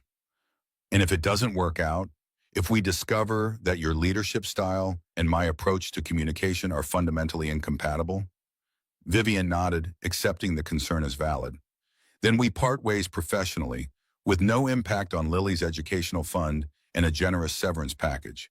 I'm not asking for a lifetime commitment, Noah. I'm asking for a chance to prove that I can change, that Crosstech can be better than it was when you experienced it." As their conversation continued, delving into specifics of the position and expectations, Noah found himself reassessing Vivian Cross. The arrogant executive from his previous encounter was still there, in her precise language, her strategic thinking, her clear articulation of goals. But there was something else too, a glimpse of the determined woman who had risen from poverty to create a company that was genuinely changing lives through medical technology. By the time they parted, Noah had not given her a final answer, but had agreed to visit Crosstech the following week to discuss the position in more detail. As they stood to leave, Vivian hesitated, then extended her hand. "Thank you, Noah, for the conversation, for considering the position, and for what you did at Megamart. I haven't said it properly yet. You saved my life. I won't forget that." Noah shook her hand, noting the firm grip and direct eye contact, the handshake of someone accustomed to operating in male-dominated environments where any sign of weakness was exploited. "You're welcome, Vivian. I hope your board gives you the chance to make the changes you're contemplating." She smiled slightly. "They will if I have concrete evidence of change. Having you on board would be exactly that kind of evidence." As Noah watched her leave, he reflected on the complexity of the situation. What had begun as a simple grocery trip with his daughter had cascaded into a viral video, media attention, job offers, and now this unusual proposal from the very CEO whose dismissive treatment had been part of the viral narrative. Life rarely moved in straight lines, but this particular curve had been unexpected by anyone's standards. Driving home, Noah considered what accepting the position might mean. Beyond the practical benefits, better pay, flexible hours, no more night shifts, it represented a return to using skills he'd set aside after Sarah's death. A chance to rebuild a career rather than just maintain a job. An opportunity to show Lily that her father was more than just a provider and protector. He was also someone who could help shape organizations, influence leaders, make systems better for everyone involved. As he pulled into his driveway, Noah noticed the security service Frank had arranged still monitoring the property, but the media presence had dwindled to a single van from a local station. Progress already. Frank's strategy was working. Inside, he found Barbara reading a story to Lily, who was already in her pajamas, bear clutched firmly against her chest. The scene of domestic tranquility, grandmother and granddaughter sharing a quiet evening moment, reminded Noah of what remained constant amid all the changes swirling around them. "Everything okay with your meeting?" Barbara asked as Noah kissed Lily's forehead. "I think so. It was unexpected." Lily looked up from her book. "Did you see the CEO lady? Is she our friend now?" The innocent question brought a smile to Noah's face. "We're working on it, sweetheart. These things take time." "But you helped her, so she should be nice now," Lily insisted with a child's straightforward logic. "Sometimes people need more than one lesson," Noah explained gently. "Like when you're learning to tie your shoes or write your letters. You don't get it perfect the first time, right? Lily considered this analogy. So the CEO lady is learning to be nice and it might take practice? Something like that. I could help teach her, Lily offered earnestly. I'm very good at being nice. Barbara chuckled softly, exchanging an amused glance with Noah. You certainly are, my dear. Now, one more page before bedtime. As Barbara continued reading, Noah checked his phone to find a text message from Frank. Interview went well. National Morning is running it as their lead tomorrow. You came across exactly right. Competent, modest, principled. The narrative is shifting from disgruntled employee saves ungrateful CEO to trained professional prevents corporate espionage. Much better for everyone involved. A second text followed. How did the meeting with Cross go? Noah typed back. Surprisingly well. She's offering more than just a security position. Wants help changing leadership culture. Seems genuine. Frank's response came quickly. Interesting. Crisis often creates clarity. Some people actually learn from their mistakes. Not many, but some. Worth exploring? I think so, Noah replied. Visiting Crosstech next week to discuss details. Good. Let me know if you need backup. And don't forget my offer still stands, regardless of what you decide with Across. Noah set down his phone, listening to the gentle cadence of Barbara's voice as she finished the story, watching Lily's eyes grow heavy with approaching sleep. Whatever decision he made would affect not just him, but this precious child who trusted him to build a secure, meaningful life for them both. 2 years of focusing solely on stability and safety had given Lily what she needed most after losing her mother. A father who was present, reliable, and consistently loving. Perhaps now it was time to show her something else. A father who engaged with the larger world, who used all his skills and talents, who helped others become better versions of themselves. As Barbara closed the book and Lily's eyes finally drifted shut, Noah made his decision. He would accept Vivian's offer, not just for the practical benefits, but for the opportunity it represented. A chance to step back into a role where he could make a broader difference, where his particular combination of technical knowledge and human insight could help transform a corporate culture that affected thousands of employees and millions of patients who relied on Crosstech's medical innovations. Sarah would have approved, he thought. She had always believed in second chances, in the possibility of growth and change. She would have seen past Vivian's corporate armor to the determined woman who had risen from poverty and was now facing her own moment of truth about what kind of leader, what kind of person she wanted to be. Tomorrow would bring new challenges. Media attention to manage, a position to formally accept, a new professional identity to construct. But for tonight, Noah was content to watch his daughter sleep, to acknowledge how far they had come since those dark days after Sarah's death, and to feel for the first time in years a sense of possibility rather than just responsibility. The red yarn bracelet Lily had made him still circled his wrist, a constant reminder of what mattered most. But perhaps it could also serve as a reminder that courage took many forms. Sometimes it meant confronting physical danger in a supermarket aisle, and sometimes it meant opening oneself to new possibilities after years of careful retreat. The investigation revealed that the kidnapping attempt was part of corporate espionage targeting Crosstech's latest patents. The attackers were hired professionals working for a competitor trying to force Vivian to reveal trade secrets. Noah's documentation and evidence made the case airtight within days. Meanwhile, Crosstech's board of directors was dealing with their own crisis. The viral footage had exposed more than just a kidnapping attempt. Social media users had quickly identified both Noah and Vivian, digging up the history of her dismissive treatment of contract workers. Comments and interviews from former employees painted a picture of a CEO who regularly belittled support staff. She treated people like they were invisible, one former IT contractor told a news reporter, and now the invisible guy saved her life. The board called an emergency meeting within 48 hours. Ms. Cross, the chairman said coldly, this incident has revealed serious concerns about your leadership style and decision-making. The security consultant you dismissed as unnecessary IT support just prevented your kidnapping and provided evidence that solved a corporate espionage case. Vivian sat silently as the board reviewed Noah's original contract proposals, which had included comprehensive security assessments that she'd rejected as overpriced and unnecessary. You chose to save money on security and treated our contractors with contempt, another board member added. Both decisions nearly cost you your life and exposed our company to industrial espionage. The ultimatum was clear: demonstrate meaningful change in leadership approach by the end of the quarter, or step down as CEO. For the first time in her career, Vivian Cross faced a professional crisis she couldn't simply power through with brilliance and determination. Noah, meanwhile, was wrestling with his own decision. After meeting with Vivian and seeing her genuine desire to change, he had tentatively agreed to accept the security consultant position with expanded scope. Now, 3 days later, he stood in front of Cross Technologies' gleaming headquarters, Lily's educational fund paperwork completed and signed, employment contract in his hand, ready to begin his first official day. The security guard at reception did a double take when Noah presented his new credentials. "You're the guy from the supermarket," he said, eyes widening in recognition. "The one who saved Ms. Cross with the soda bottles." Noah nodded, already growing accustomed to these moments of recognition. "That's me." "Man, what you did." The guard shook his head in admiration.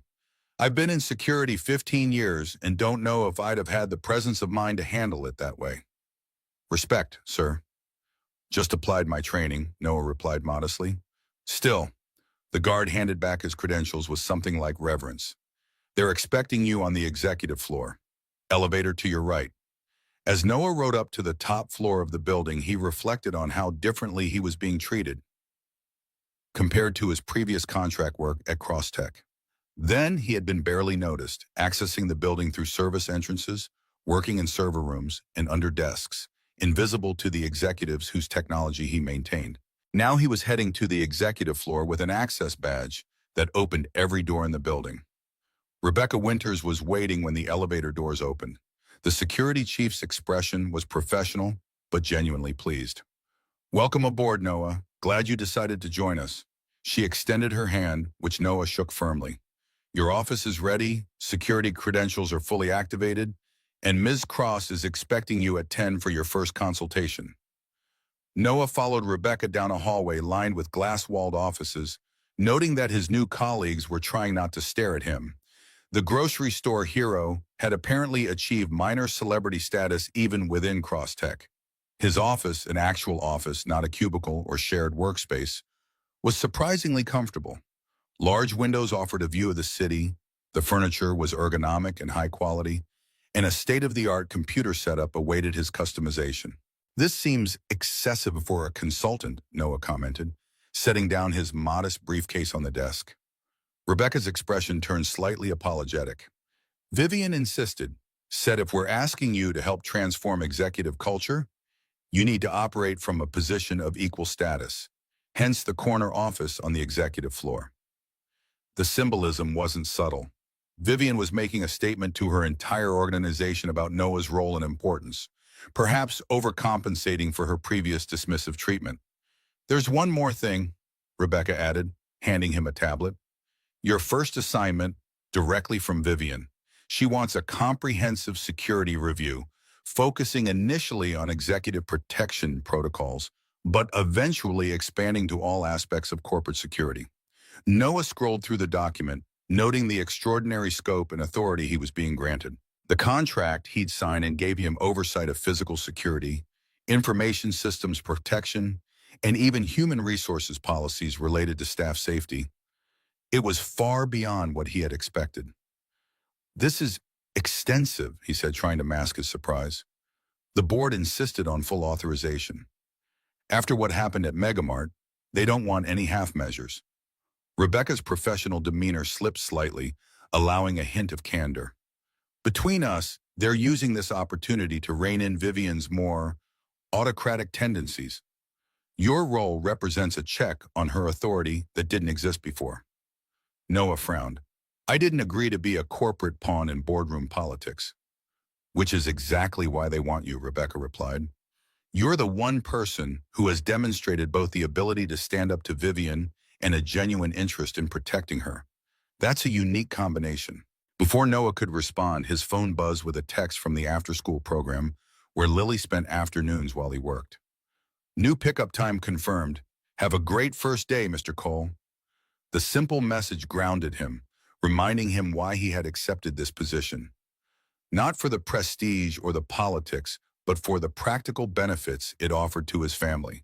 Flexible hours that aligned with Lily's schedule, excellent compensation, and the security of knowing her education was provided for. I should prepare for my meeting with Ms. Cross, Noah said, effectively ending the conversation. Rebecca nodded, recognizing his desire to process this information privately. Of course, my team is at your disposal if you need anything. And Noah, despite the politics, this is a good thing you are doing. Cross-Tech develops technology that saves lives, making the company safer and healthier benefits everyone. After she left, Noah spent the next hour reviewing security protocols, comparing them with his original assessment from 6 months ago. Little had changed since then. The same vulnerabilities existed, the same procedural gaps, the same over-reliance on reactive rather than preventive measures. At precisely 10 o'clock, his phone buzzed with a message from Vivian's assistant. Mr. Cross is ready for you now. The CEO's office occupied the corner of the executive floor, with floor-to-ceiling windows offering panoramic views of the city. When Noah entered, Vivian was standing at the window, gazing out at the urban landscape. She turned as the door opened, and Noah was struck by the transformation since their coffee shop meeting. Gone was the casual, vulnerable woman in jeans and a sweater. This Vivian Cross was back in full CEO mode, impeccably tailored suit, perfect makeup, not a hair out of place. Yet something was different from his previous encounters with her. Perhaps it was the way she genuinely smiled at his arrival, or how she stepped forward to greet him rather than remaining behind her desk. Noah, thank you for coming on board. How are you finding everything so far? The office is more than adequate, he replied diplomatically, though I'm not sure I need quite so much prominence. Vivian's expression revealed understanding. The location and size are deliberate, I'm afraid. The board and I agreed that your position needs to visibly demonstrate our commitment to security and to a new corporate culture. Optics matter in situations like this. I noticed that the security protocols haven't changed since my original assessment, Noah said, getting directly to business. Despite what happened at Megamart, Vivian gestured for him to take a seat in the comfortable chair across from her desk. That's why you're here. We need your expertise to implement those changes correctly. She sat as well, maintaining eye contact rather than returning to her computer as she had during their previous professional interactions. Where do you recommend we start? Noah appreciated the direct approach. Executive protection needs immediate attention. The kidnapping attempt was sophisticated and well-planned. We got lucky at Megamart, but we need to ensure it can't happen again in any setting. Agreed. What do you need from me? Complete transparency about your schedule, movements, and potential threats, and a willingness to accept protective measures that might sometimes feel restrictive or inconvenient. Vivian nodded, accepting these terms without argument, a notable change from her previous resistance to security recommendations. Done. What else? I'd like to interview Jason Mercer. The request clearly surprised her. The man who tried to kidnap me? He was a security professional before this incident. I trained him years ago. Understanding how he went from that to corporate espionage might reveal vulnerabilities in our industry that we haven't considered. Vivian studied him for a moment, then nodded slowly. I'll have legal arrange it. The authorities have him in custody pending trial, but we can request an interview as part of our security review. The meeting continued for nearly an hour, with Noah outlining his initial priorities and Vivian asking thoughtful, relevant questions. Unlike their previous professional interactions, she listened attentively, acknowledging his expertise rather than dismissing his concerns. The change was subtle but significant, a CEO genuinely engaging with input rather than merely tolerating it. As their discussion wound down, Vivian hesitated, then asked, "How is Lily adjusting to all this? The media attention, your new position, the changes in your routine?" The personal question caught Noah off guard. She's adaptable. Children often are. She's excited about my important new job, helping the CEO lady learn to be nice, he added with a slight smile. Vivian winced. Out of the mouths of babes, she's not wrong, is she? Lily tends to see things clearly. It's a gift. I'd like to meet her someday, Vivian said, then immediately added, not as a PR stunt or photo opportunity, just, she sounds remarkable. Noah considered the request. Perhaps, once things settled down. The meeting concluded with clear next steps and scheduled follow-ups. As Noah returned to his office to begin drafting his comprehensive security plan, he reflected on the noticeable difference in Vivian's approach. Whether motivated by genuine change or professional self-preservation, she was at least making the effort to engage differently with those around her. Over the following weeks, Noah established a new routine. Mornings at Crosstech implementing security protocols and training staff. Afternoons often working remotely to be available when Lily returned from school. The flexibility Vivian had promised proved genuine, with the entire organization quickly adapting to accommodate his schedule. His interview with Jason Mercer proved enlightening but disturbing.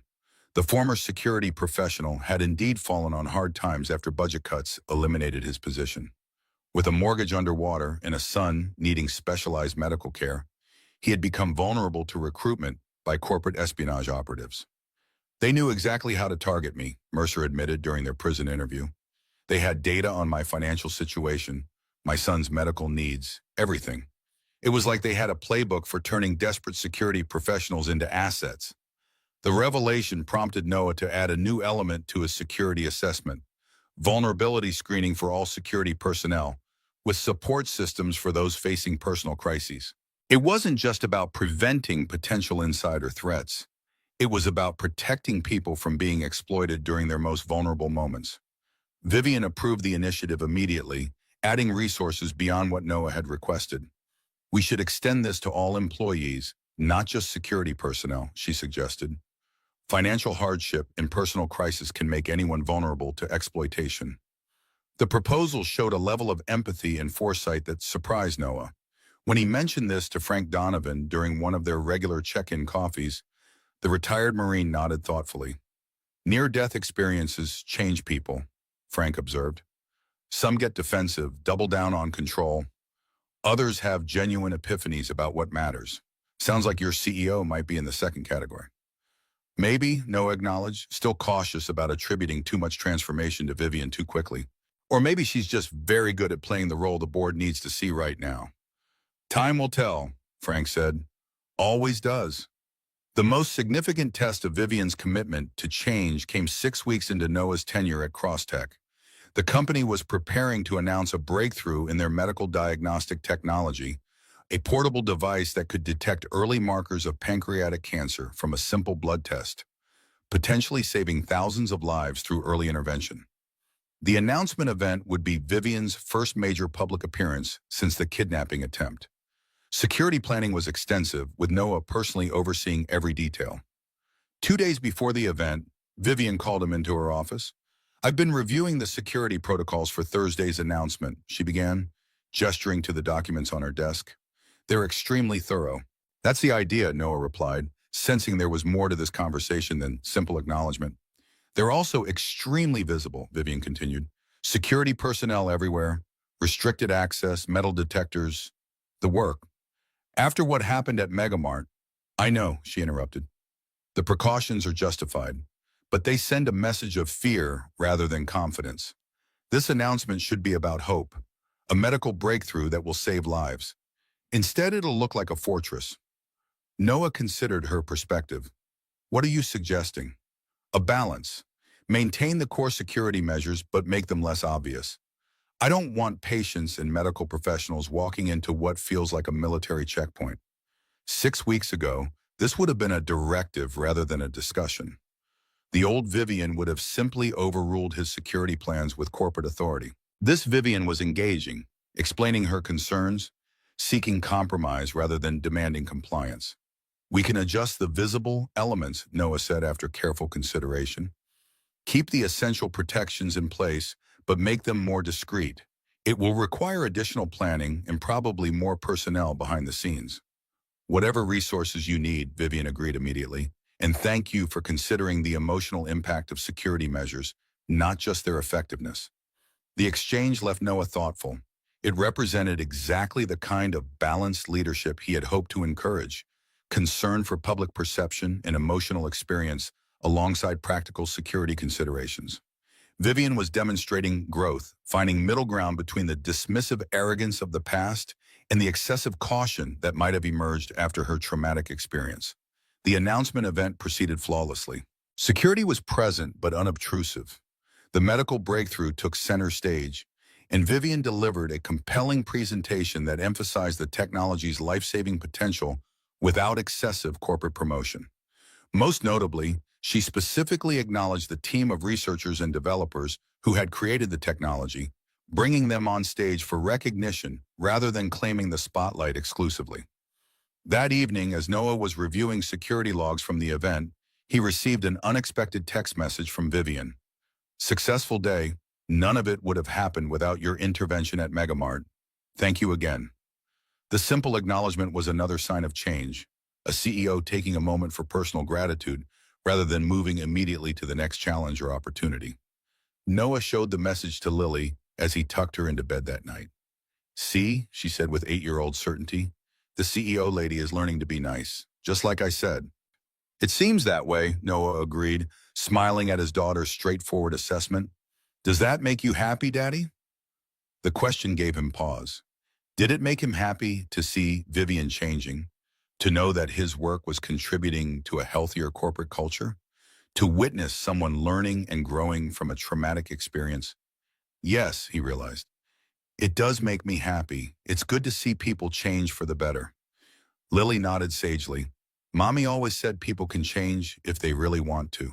She told me that's why she became a doctor, to help people change from sick to better. The mention of Sarah and her medical career brought a bittersweet smile to Noah's face. Your mommy was very wise.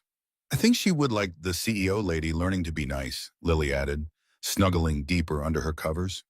And she'd be happy you're helping people at work instead of just fixing computers. Out of the mouths of babes, indeed, Noah thought as he kissed his daughter goodnight. In her innocent way, Lily had articulated something he had been feeling, but hadn't fully acknowledged. That his new role at Crosstech connected him to Sarah's legacy of helping others in a way that his previous IT work had not. The 3-month mark of Noah's employment at Crosstech coincided with the board's deadline for evaluating Vivian's leadership changes. The day before the board meeting, she invited Noah to lunch outside the office, a small bistro several blocks from headquarters where they could speak privately. Tomorrow's the moment of truth, she said after they had ordered. The board reviews my progress and decides whether I remain as CEO. Noah nodded. How do you think it will go? Objectively, the metrics are positive.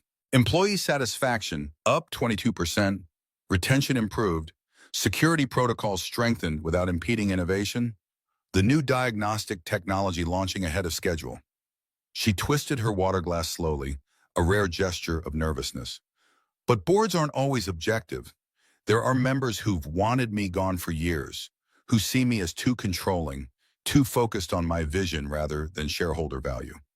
And what do you think? Noah asked. Forget the board for a moment. How would you evaluate your own progress? The question seemed to surprise her. Vivian sat back, truly considering it rather than offering a prepared response. I've changed, she said finally. Not just professionally, but personally. The kidnapping attempt, it forced me to confront how alone I've become, how I've pushed people away in pursuit of corporate goals, how I've confused respect with fear. She met Noah's gaze directly. I'm not perfect. I still have moments of impatience, times when I want to just overrule objections rather than listen. But I'm trying, and I think the company is better for it. I agree, ma'am, Noah said simply. Vivian's eyebrows rose slightly. You do? I thought you were still reserving judgment on whether my changes were genuine or just self-preservation. I was, he admitted, for quite a while. But I've watched you these past 3 months, not just in our meetings or public events, but in how you interact with employees at all levels. The change is real, whether the board recognizes it or not. Relief washed across Vivian's features. That means more than you might realize. Your opinion carries weight because you've seen both versions of me, the CEO who dismissed you 6 months ago and the leader I'm trying to become now. Their conversation shifted to lighter topics, Lily's latest school project, Vivian's newfound interest in community volunteering, Noah's ongoing consulting work with Frank Donovan's security firm. By the time lunch concluded, the professional barrier between them had thinned further, allowing a genuine connection that would have seemed impossible months earlier. The next morning, Noah arrived at Crosstech to find the executive floor humming with tension.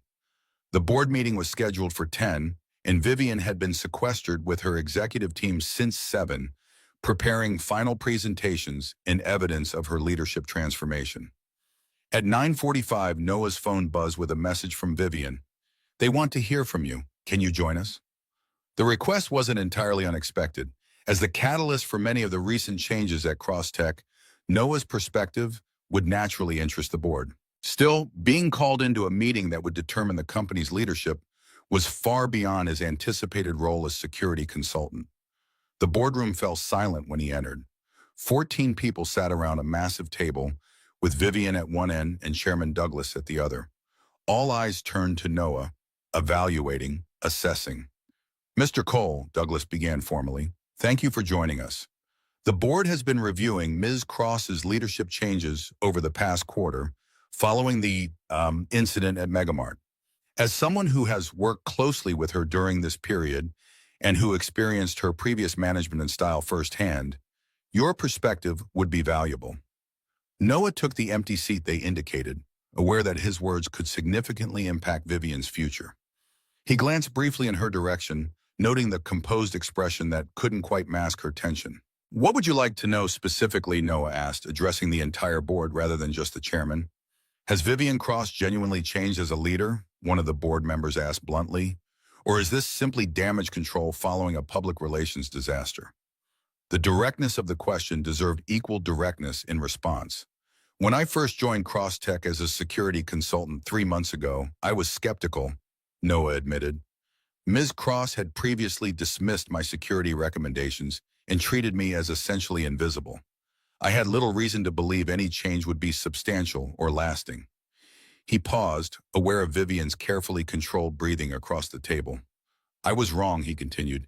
"The changes I've witnessed aren't superficial adjustments to appease the board or manage public perception. They represent a fundamental shift in leadership approach. Cross now actively solicits input from all levels of the organization, balances security concerns with innovation needs, and has created a corporate culture where people feel valued rather than merely utilized." Another board member leaned forward. "Can you provide specific examples?" Noah nodded, proceeding to outline several instances where Vivian had demonstrated genuine change. The vulnerability support program for employees, her balanced approach to the technology announcement security, her willingness to share credit with research teams rather than claiming spotlight. Most significantly, he concluded, she's created an environment where people can speak truth to power without fear of retaliation.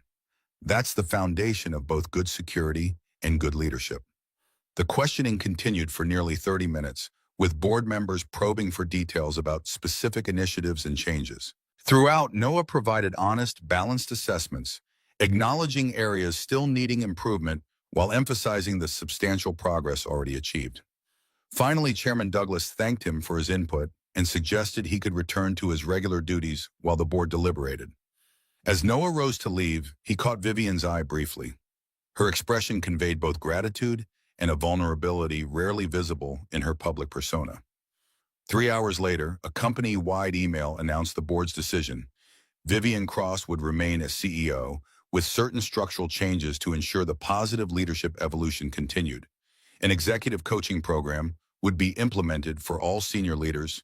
The employee support initiatives would receive expanded funding, and Noah's security consultancy would be extended into a permanent executive position. Chief Security Officer, reporting directly to the board as well as to Vivian. The news spread quickly through the organization, with many employees stopping by Noah's office to congratulate him on the promotion. He accepted their good wishes graciously while trying to maintain focus on completing the security protocol updates he'd been working on when the announcement came through. At 5 o'clock, as he was preparing to leave for the day to pick up Lily from her after-school program, his office door opened to reveal Vivian. "Do you have a minute?" she asked, her professional demeanor now relaxed, the tension of the day's events finally dissipating. Of course, Noah replied, gesturing to the chair across from his desk. Congratulations on the board's decision. Thank you, both for that and for your testimony today. Vivian sat, smoothing her skirt in a rare nervous gesture. You could have been much more critical. The board would have understood, given our history. I told the truth, Noah said simply. The changes you've made are real and significant. The board made the right decision. They're offering you a permanent executive position. Chief Security Officer. Noah nodded. I saw the email. It's a generous offer, but I need to think about it. Vivian looked genuinely surprised. You're considering declining? The compensation package is exceptional. The role would give you influence at the highest levels of the organization, and you'd maintain all the flexibility for Lily's schedule. It's not about the terms, Noah explained. It's about what's right for both Crosstech and for me long-term. I need to be sure this is where I can contribute most effectively. Understanding dawned in Vivian's expression. You're concerned about becoming too integrated into the corporate hierarchy, losing your independence and objectivity. Partly, Noah acknowledged. The value I bring is partly because I'm not fully embedded in corporate culture or politics. Making me an executive risks changing that dynamic. Vivian considered his perspective thoughtfully. What if we structured it differently? Keep the consulting arrangement, but with guaranteed tenure and board-level reporting. You maintain independence while still having the authority and resources to implement necessary changes. The suggestion showed how well Vivian had come to understand both Noah's concerns and his professional values. That could work, he agreed. I'll need to review the specifics, but the approach makes sense. Good. Vivian's relief was evident. I'll have legal draft the revised proposal tomorrow. She hesitated, then added, there's something else I wanted to discuss, something more personal. Noah raised an eyebrow in silent question. The company's annual charity gala is next month. It benefits pediatric cancer research. I was wondering if you and Lily might attend as my personal guests. The invitation caught Noah by surprise. The Crosstech Charity Gala was a major social event, attracting celebrities, politicians, and business leaders from across the country. It was decidedly not the kind of function where IT contractors turned security consultants typically appeared, much less their 8-year-old daughters. It's not a professional obligation, Vivian clarified.